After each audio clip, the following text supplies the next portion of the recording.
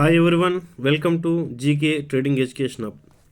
Previous వీడియోలో కూడా మనము నిఫ్టీని వీక్లీ టైం ఫ్రేమ్లో అనాలిసిస్ చేసి ఒక బాక్స్ జోన్ అనేది ఉంది, ఈ బాక్స్ జోన్లో ప్రజెంట్ ట్రేడ్ అవుతుందని చెప్పడం జరిగింది. ఇప్పుడు ఆల్మోస్ట్ ఆ బాక్స్ జోన్ని ఈ విధంగా బ్రేక్అవుట్కి రెడీగా ఉందన్నమాట. బ్రేక్అవుట్ అవ్వడానికి, అప్సైడ్కి బ్రేక్అవుట్ అవ్వడానికి ఈ విధంగా రెడీగా అయితే ఉందన్నమాట. సో ఈరోజు ఇంచుమించు కరెక్ట్ ఆ బాక్స్ జోన్కి దగ్గరే క్లోజ్ అయింది. ఇది weekly time frame. Weekly time ఫ్రేమ్లో మీరు బాగా గమనించినట్లయితే ఆల్మోస్ట్ ఇక్కడి నుంచి మనకు ఒక హెడ్ అండ్ షోల్డర్ ప్యాటర్న్ అనేసి మనం ఇంతకుముందు కూడా వీడియో చేయడం జరిగింది. ఎవరైనా చూసారో లేదో వ్యూవర్స్, కొందరు చూసకుండా మిస్ అయిన వాళ్ళైతే ఆ వీడియో వెళ్ళి ఒకసారి గమనించండి. ఈ విధంగా హెడ్ అండ్ షోల్డర్ ప్యాటర్న్ అయితే ఇక్కడ కంప్లీట్ అయింది. సో ఇది ఒక బాక్స్ జోన్ అనమాట. ఈ బాక్స్ జోన్లో ఇంచుమించు 2-3 మంత్స్ కూడా కన్సోలిడేషన్ అయింది. సో ఇప్పుడు ఈ యొక్క బాక్స్ జోన్, ఈ head and shoulder pattern complete అయ్యి ఇప్పుడు మళ్ళీ ఏమవుతుంది, ఇది అప్ సైడ్కి వెళ్తుందా లేదా అనేసి మనం ఏ విధంగా అనలైజ్ చేసుకుంటామో ఇప్పుడు గమనిస్తాం. సో మీకు అర్థం అవ్వడానికి ఇది డిలీట్ చేస్తున్నాను. ఇప్పుడు మనం వెళ్ళి డే టైం ఫ్రేమ్లో అనలైజ్ చేద్దాము. డే టైం ఫ్రేమ్లో చూస్తే కరెక్ట్గా ఈ పొద్దు ఈ యొక్క బాక్స్ జోన్ని గమనించండి. ఈ విధంగా ఈ యొక్క బాక్స్ జోన్ ఇంకా అప్ సైడ్కి బ్రేక్అవుట్ అవ్వలేదు. దీని తర్వాత నెక్స్ట్ మనకు వాల్యూ ఎక్కడ ఉందంటే నెక్స్ట్ రెసిస్టెన్సీ ఇక్కడ గమనించండి. Next resistancy almost 22,808. Okay friends, 22,808. ఇంకొకటి వచ్చేసి నెక్స్ట్ రెసిస్టెన్స్ ఏదంటే బాక్స్ జోన్ చూడండి, ఇక్కడ బాగా గమనించినట్లయితే 22,579ని ఇంకా బ్రేక్అవుట్ ఇవ్వలేదు. అర్థమవుతుందా ఫ్రెండ్స్? సో ఇప్పుడు మనకు డే టైం ఫ్రేమ్లో మీరు గమనించినట్లయితే ఇక్కడ కూడా మనకు ఒక ట్రెండ్ లైన్ ఫామ్ అవుతుంది. ఇక్కడ బాగా గమనించండి, ఇక్కడ ఒక ట్రెండ్ లైన్ ఫామ్ అవుతుంది మనకి.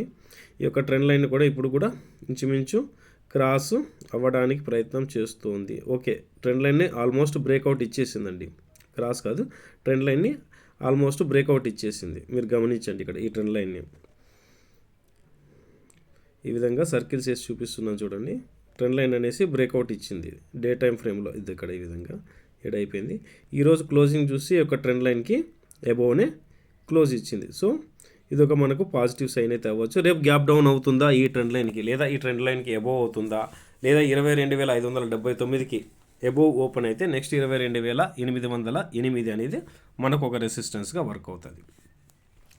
సో ఫ్రెండ్స్, ఈ విధంగా మనకి ఇంపార్టెంట్ సపోర్ట్ అండ్ రెసిస్టెన్స్ గురించి మనం అప్లై చేసుకుంటున్నాం. ఓకే, ఇక్కడ మీకు ఇంకా బాగా అర్థం అవ్వడానికి ఏం చేస్తున్నాం, ఓకే ఈ రోజుకి ఈ విధంగా ఇవన్నీ లెవెల్స్ అయిపోతే రేపు 22,579 అనేది ఒక ఫస్ట్ రెసిస్టెన్సీ. ఒకవేళ గ్యాప్ అప్ ఓపెన్ అయితే 22,808 అనేది దీనికి ఇంకొక రెసిస్టెన్సీగా మనం చూడొచ్చు. మీకు అర్థం అవ్వడానికి ఇంకొక విధంగా ఇక్కడ ఒక ట్రెండ్ లైన్ ఫామ్ అవుతుంది 15 మినిట్స్ టైం ఫ్రేమ్లో. నేను వీక్లీ టైం ఫ్రేమ్లో కూడా చూపిస్తున్నా, లాంగ్ టైం ఫ్రేమ్లో, షార్ట్ టైం ఫ్రేమ్లో కూడా అన్ని రకాలుగా చూపిస్తున్నాను. ఇక్కడ మీరు బాగా గమనించినట్లయితే ఇక్కడ కూడా ఒక ట్రెండ్ లైన్ ఫామ్ అయింది. 15 మినిట్స్ టైం ఫ్రేమ్లో చెప్తున్నానండి. రేపటికి ఈ ట్రెండ్ లైన్ కూడా మీరు మీ యొక్క చార్ట్లో ఖచ్చితంగా అనాలిసిస్ చూసుకోండి. ఈ యొక్క ట్రెండ్ లైన్ బ్రేక్ ఇస్తే డౌన్ సైడ్కి ఒక మనము నెగిటివ్ మూమెంట్ అయితే చూడవచ్చు. సో ఎప్పుడైనా కానీ క్యాండిల్స్ ఏ విధంగా క్లోజ్ ఇచ్చింది, ప్రీవియస్ క్యాండిల్ ఏ విధంగా క్లోజ్ ఇచ్చింది అనేసి క్యాండిల్ గురించి పూర్తి అవగాహన అయితే ఉండాలండి మనం స్టాక్ మార్కెట్లో ఇన్వెస్ట్మెంట్ చేసేటప్పుడు. లేకపోతే కన్నా చాలా ప్రాబ్లమ్స్ ఫేస్ చేయాల్సి వస్తుంది. ఈ యొక్క స్టాక్ మార్కెట్లో చాలామంది ఏమంటే ఏదో లక్షల కోట్లు సంపాదిస్తాం అనుకుంటుంటారు. యాక్చువల్గా పోగొట్టుకున్న వాళ్ళే ఎక్కువగా ఉంటారు. ఎందుకంటే చాలామంది వచ్చిన వెంటనే ఆప్షన్స్ చేయడం స్టార్ట్ చేస్తుంటారు. అది కంపెనీస్ కానీ, నిఫ్టీలో కానీ, బ్యాంక్ నిఫ్టీలో కానీ, ఇంకొకటి ఏమంటారు ఫిన్ నిఫ్టీలో కానీ, మిడ్ క్యాప్ నిఫ్టీలో కానీ, ఈ విధంగా. సో అర్థమైందండి. ఎవరో ఏదో చెప్పారనేసి ఎప్పుడు స్టాక్ మార్కెట్లో తెలిసి తెలియని నాలెడ్జ్తో దయచేసి ఎంటర్ అవ్వద్దండి. దానివల్ల లాస్ వస్తే అది మీరే భరిస్తారు, కానీ ఆ లాస్ని ఇంకెవ్వరూ భరించరు. మనకు తెలిసిన వాళ్ళు కొంతమంది మనకు పర్సనల్గా కలిసి వాళ్ళు బాధలు చెప్పుకున్న వాళ్ళు కొంతమంది కూడా ఉన్నారండి. చాలా అమౌంట్స్ లాస్ అయినారు.